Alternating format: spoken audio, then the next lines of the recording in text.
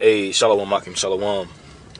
First and foremost, as always, I want to give all praise, all honor, and all glory to Yahweh, Bahashem Yahweh Shai, Bahashem Rachakwadash. I would like to give double honors to the apostles, bishops, and elders of Great Millstone that taught us His truth, and that's what teaching His truth, and much peace, love, and salutation to the elect, beginning with 144,000 all the way down to the large multitude that believes and who the Lord will deliver in these last days. To you all I say Shalom. I'm the brother Tazamah from the Great Millstone Dallas camp, coming back today with another quick lesson, and I pray this lesson is edifying to the elect. And it's really going to be a redo of a lesson I did earlier this morning on this topic. You know what I'm saying? I recorded it. And for some odd reason, I don't know why, but for some odd reason, you know, somebody put on a comment board and stated that my voice was in slow motion, like it was slowed down, it was deep. It was just Satan doing what he do, you know, dealing with the prince of the power of the air. So, you know, I was just like, you know what? I'm just going to do it again. You know, the word didn't go out void. And the first time I did it, you know, the energy went out there. But I was like, you know, I'm just going to just redo the lesson again. And as you see here on the title, this is from naturalnews.com. All right, the title reads, it says, Insidious Bill, it's Insidious, I'm going to say it backwards, Insidious Gill Genocide Bates and his investor cohorts plan to chop down billions of trees and bury them in order to fix sea change. Or let's read that again. Insidious Gill Genocide Bates and his investor cohorts plan to chop down billions of trees and bury them in order to fix sea change. Now, who in their right mind, all right, only a devil would do something like this. You know, who in their right mind would decide to chop down trees to fix sea change? All right, and sea change is really just a HOAX. You know, something that they use and throw out there, really just to ultimately, you know, keep people more in the guise of control. Because with the whole sea change, it's going to limit people from buying particular foods, you know, and it's going to limit them from using a certain amount of energy. That's all what that's about. It's just all about more draconian laws being brought down the pipe. So when you see this whole sea change thing pop up, all right, it really is just a buzzword or a keyword to implement more draconian measures into your life. And also, too, let me pull this up real quick. What the hell was that? Oh, man, you see some crazy shit out here. But when you look into this, let's type this in. Was a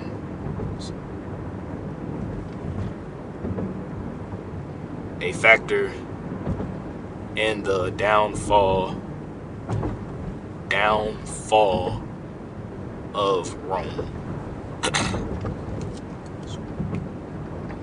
All right, so it says yes, according to current research, sea change is considered a significant factor in the downfall of the Roman Empire. Now, we understand and know, those of us that are in the know, all right, we know that this is a revival of the Roman Empire all over again. So when you see, you know, these particular buzzwords and particular rulers coming back and emperors, which are now presidents, the scripture says that there's nothing new under the sun. So these things, the things that have been, are now. Okay? It says with studies showing that a period of increased climate variability, including cooler temperatures and unpredictable weather patterns, which a lot of these unpredictable weather patterns that we're dealing with right now, you know, you know, you do have natural occurrences, you know, but also too, you have Esau jacking up the atmosphere, which is also causing the earth to be out of course. You know, the scripture says that the foundations of the world are out of course due to the wicked that are ruling. Okay? Coincide with the decline of the Western Roman Empire, impacting their agriculture and overall stability. See that? It says this is often referred to as Roman climate optimum, which shifted toward a colder and more unstable climate during the empire's decline. So as you see, as you just read, all right, you had sea change, which was a major factor in the decline or fall, all right, of the Roman Empire. Okay? It says an impact on agriculture, which you have a lot of these farmers that are pretty much mourning, for lack of better words, due to them not being able to plant their seeds and have a proper harvest. You know, it says increased disease outbreaks, and I mean, we don't really even have to go into that. You know, I don't want to go into that due to the fact of my page possibly getting flagged, but you see what's going on in the world right now. You see what happened back in 2020 with the whole Sticky Vicky. All right, the Vidco Uno Nueve, right? So these things were a part of the downfall of the ancient Roman Empire. Okay, and we're living in a revival of the Roman Empire today. So you have the same things that happened back then happening now. And once again, these are just going to come. It's just going to cause more draconian measures to come into place. You know, and even with trees, you know what I'm saying? Like, even with trees, the scripture says, let's get Deuteronomy. This is Deuteronomy chapter 10, or I'm sorry, it's chapter 20. Deuteronomy chapter 20, verse 19. All right, this is Deuteronomy 20 and 19. It says, when thou shalt besiege a city a long time, and making war against it to take it, thou shalt not destroy the trees thereof by forcing an axe against them. You see, so when you're besieging a city, all right, you would encamp around about a city, okay? And what a besiegement is that you would encamp around about it so that nobody can come in and nobody can leave, okay? And you would set up, you would have particular bulwarks and engines of war set up outside the city, you know? So whereas, like I said, nobody can enter in and nobody can enter out, and you're pretty much starving out the city. You know, whenever Jerusalem fell to the Babylonians, they say that siege lasted between 18 to 30 months. When you look at 18 months, that's a year. You know, what's that? A year and 6 months? Yeah, then you got 30 months, which is 2 years and 6 months, or 2 years and 4 months, one of those two.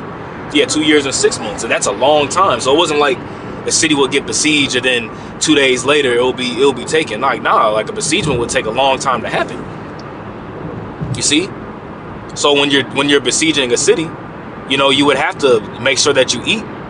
So it says, when thou shalt besiege a city a long time and making war against it, it says, thou shalt not destroy, all right, the trees thereof by forcing an axe against them, right? For thou mayest eat of them. You see, so the trees, all right, are used for food.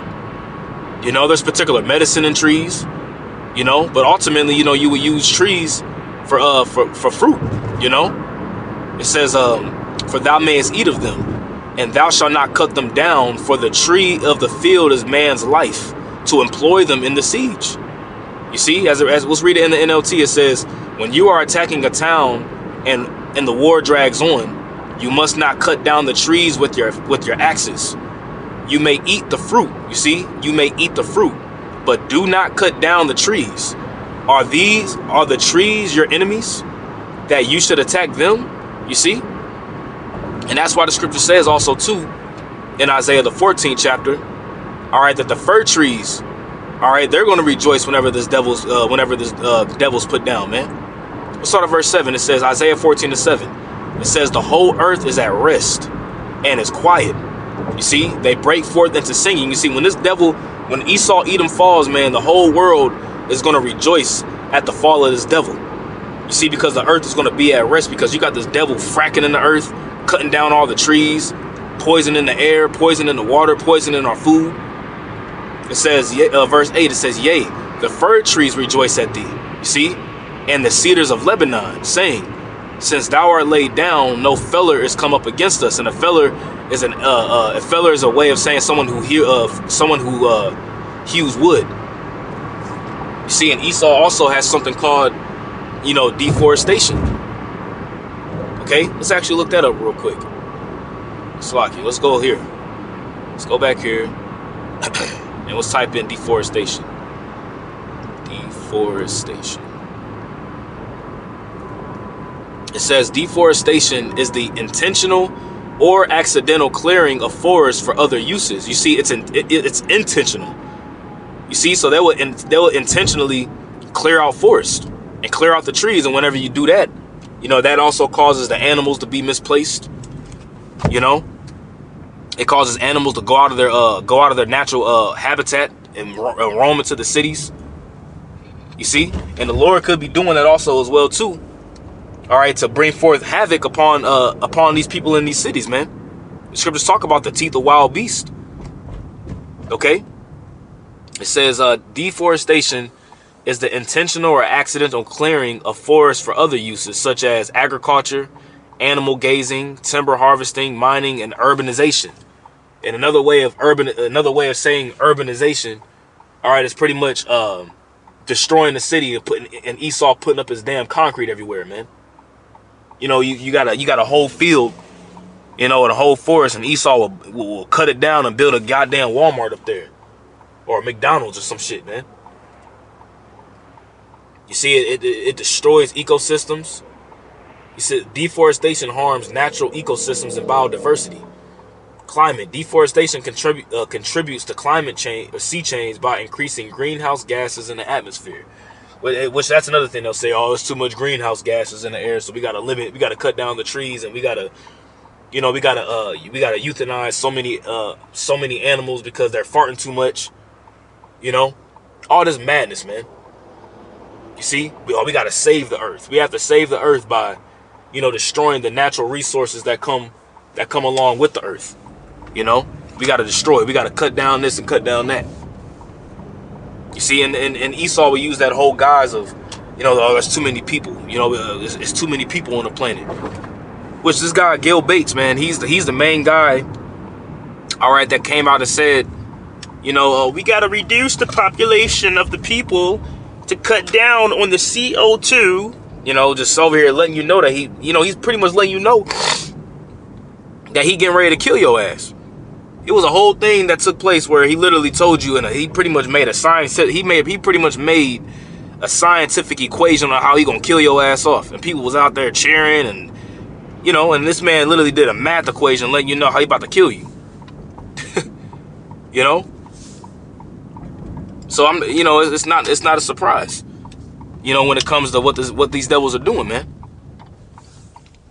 You see. It says deforestation can affect weather patterns, the water cycle, soil erosion, flooding. You know, and all these things affect people on the planet Earth. You know, let's look up something real quick. Let's look up. Let's see. I'm gonna type it in the right way. Just give me one quick second here. I'm actually about to get ready to park my car real quick, so it'll be a little bit easier.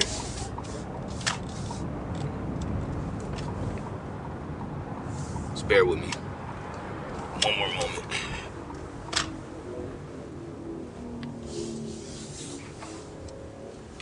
Yeah, all right, here we go. All right, now I can kind of focus a little bit more now. Just focusing on the road. All right, so let's type this in. Let's say what would happen to people, to humans, if the trees get cut down? Because what do trees do? Trees provide to us oxygen, and we provide to trees CO2, carbon. Now, if they want to reduce, trees. That's going to reduce the oxygen intake that people receive on the planet. It's going to make breathing harder for people. You see? Man, I want to find that clip. Matter of fact, I got that clip. I do have that clip. But you heard it yourself, man. Let me do this real quick, man. YouTube.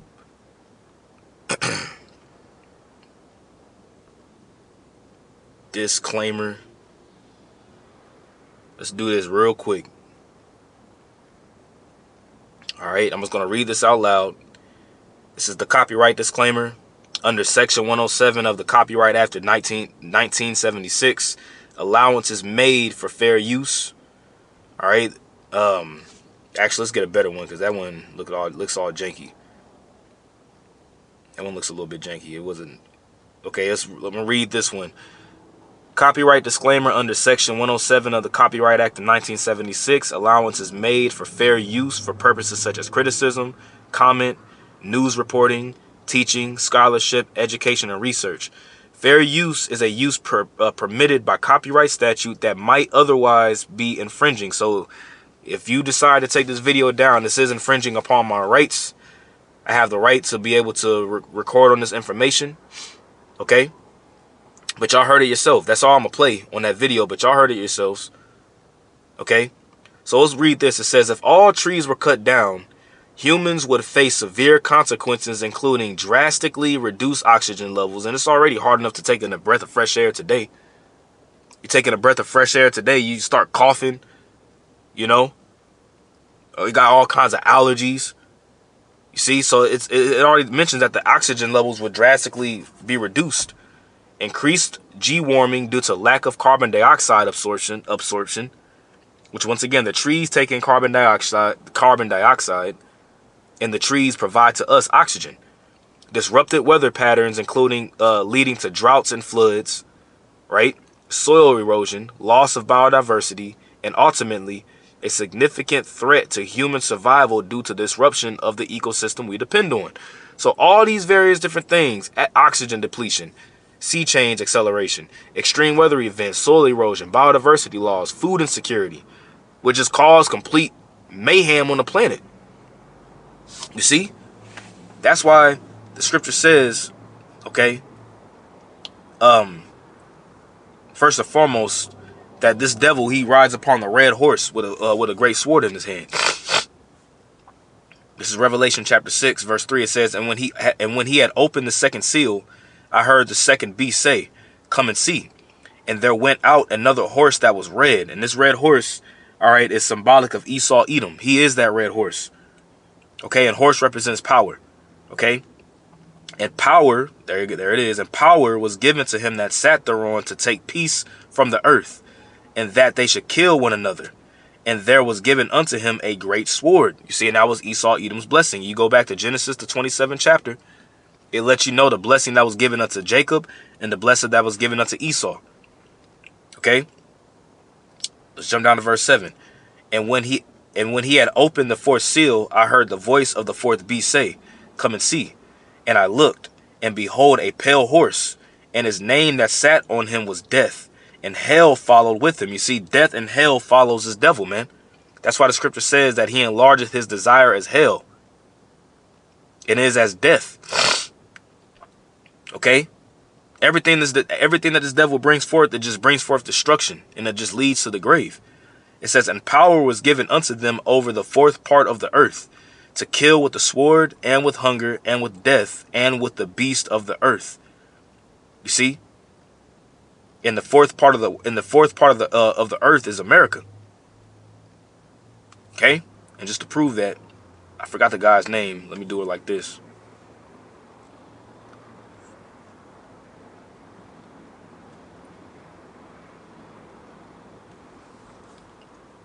The fourth part of the world. All right, the new world, also known as the fourth part of the world. And that's talking about America. You see, because America was really Esau's bread and butter. You know, but it was really the Lord that used Esau to use America to be that golden cup in the Lord's hand that made all the nations drunken with the philosophies that America pushes. So only a devil, okay, would want to chop down, you know, billions of trees and bury them in order to fix sea change. You see, that's why the scripture says he's a physician of no value. He's a forger of lies and a physician of no value. You know, it says Gil Bates has raised over $6 million in funding for a scheme to cut down and bury the world's trees in an alleged attempt to combat G-warming, a plan described as breakthrough energy. So you're going to cut down your source of energy to say that this is going to be a breakthrough in energy. You see? That's why he's known as the devil and Satan. The U.S. Forest Service is prepared to thin out 70 million acres of western forest over the next decade, which critics argue will not benefit humans and will instead reduce the availability of wood for various purposes. Because what is wood used for today? You know, lumber, you know, building homes and things of that nature. So now you're going to cut the trees down and then bury them? Make that make sense. Critics claim that Bates plan is a cover-up for a sinister scheme to decrease the global population, arguing that the plan's logic is illogical and harmful to human survival. And you heard out of the horse's mouth himself what he said. They want to they want to drastically cut the population from 6.5, which is going up to 9 billion, which is already past 7 billion. They want to cut that down by 15%. Okay? The Sea Change initiative is led by psychopathic Gil Bates, and critics argue that burying trees to combat CO2 levels is a nonsensical approach that would not improve air quality or reduce G warming. Let's see. Let's go down here. There was a video down here. Let me see. Yep, let's take a look. Other investors are betting Kadama Systems can reduce carbon dioxide in the air by chopping down and burying trees, which has raised All right, Salaki, I received a phone call, but we're going to continue. $1.6 million in seed funding from Bill Gates' Breakthrough Energy and others. Scientists say burying trees can reduce global warming as well. I don't know where they're finding these scientists, by the way. To help address the problem, the U.S. Forest Services aims to thin out 70 million acres of western forests, mostly in California, over the next decade, extracting more than 1 billion tons of bone-dried biomass. Normally, when you cut down trees, when you're a lumberjack, when you have a lumber company, you're selling the lumber to build houses, people buying from Home Depot or whatever. They're arguing that they want to, rather than sell the timber, take all that wood and just bury it, because they're saying that that is a better solution. And so, in other words, this is a business, because they're getting money to create carbon offsets. And this is what Bill Gates... You see, they're making money to create carbon offsets. You see? And they want to, that's why they want this whole CO2 footprint. Whereas they can track your spending, they can track the things that you buy, the things that you're into, how much carbon you take, how much carbon are you putting out into the atmosphere. If it's too much, they'll block you. And it's all for a means of control at the end of the day when it's all said and done. Okay? But once again, who in their right mind would decide that it's a good idea to do that? Only a devil would do something like that, man. Okay, this is Ecclesiastes chapter 5, verse 9. It says, moreover, the profit of the earth is for all. Right? It's for all, you know. All the nations use the resources of the earth. Now, the earth was created for our sakes, but it was, the Lord made it for everybody to use. It just has to be put in the right hands. It has to be placed in the right hands. The rightful owners need to be distributing the resources of the earth the right way, which the Lord is going to put that back into our power. It says the king himself is served by the field. You see the king himself, all right, uses the land for his own profit. Not for your destruction. You see, this is why Esau is known as an unwise ruler. All right, Ecclesiasticus chapter 10, verse 3. It says, an unwise king destroyeth his people. You see that? Cutting down trees and burying them would completely destroy his people. Now, we're slaves in this man's society. What kind of king, all right, what kind of king would destroy their slaves, man? What kind of king would do some stupid shit like that? You wouldn't have nobody to work for you if you destroyed the people working for you. Matter of fact, king without subjects, I think is how it's worded. Something without subjects. Subjects.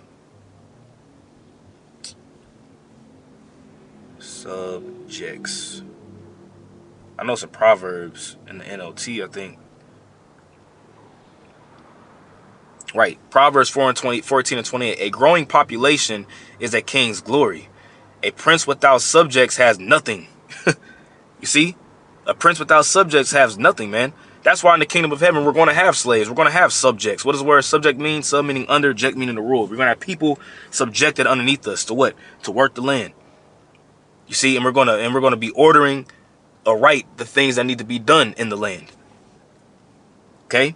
So reading it again. Ecclesiasticus 10 and 3, it says, an unwise king destroyeth his people, but through the prudence of them which are in authority, the city shall be inhabited. That's why there's going to be new rulership on the planet Earth. We ain't gonna have no deforestation taking place. Okay? That ain't gonna happen. We're not gonna be just chopping down millions of trees and just burying them just to fight sea change, climate change, all this madness, man. Who knows what the hell Gil Bates really is, man. Anyways, I pray this lesson was edifying to the elect of Yahweh B'Shem Yahushai. Once again, want to give all praise, honor, glory to Yahweh B'Shem Yahushai, B'Shem Rachak. Double honors to the apostles, bishops, and elders, great millstone that taught us his truth and that's still teaching his truth. Much peace, love, and salutation to the elect. Until next time, Lord willing, I say shalom.